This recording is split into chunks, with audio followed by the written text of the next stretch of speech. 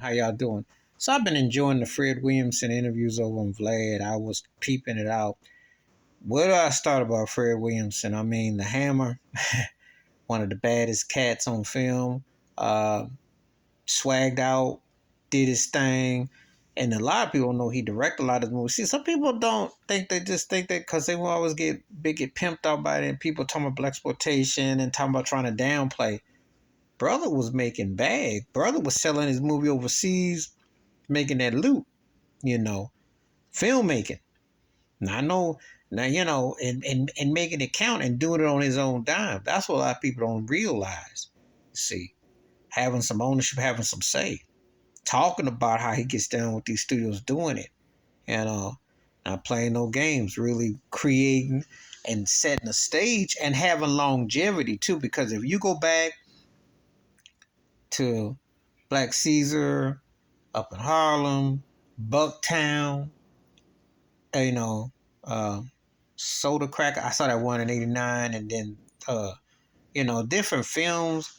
You know, Rita Hardway, him and Jim Brown and Jim Kelly, and then I can name other Fred Williamson movies. I mean, he had been on quite a few. You know, but just the fact is that he's had that longevity and that versatility. Cat still looks the same. He just been, everything's it's just like he's really doing his thing. And you got to respect that. It's good to see a brother who can speak out and talk about the system, don't care. Such a refreshing thing, such a rarity these days, just to hear a cat that is like, yo, I'm free. I'm doing my thing. I ain't tied to that chain. Um, Breaking it down about how he feels about the writer's strike. Saying stuff that is like it ain't. I'm on both sides of the fence, and I don't got to pay dues, but I ain't tripping off that plantation.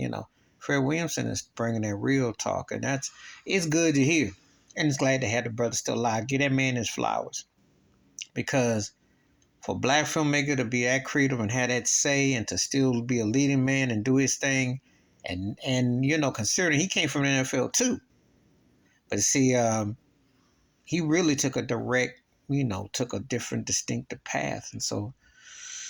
Much respect to seeing the Hammer out there. Please hit like, subscribe, welcome thoughts, comments, and I do respond. Thank you. Wash your hands, keep in mind, close, watch out for another. And if you get a chance, peep out there for Williamson interviews. There's some good gems that he's dropping. And Michael Jai White came over there and they chopped it up too.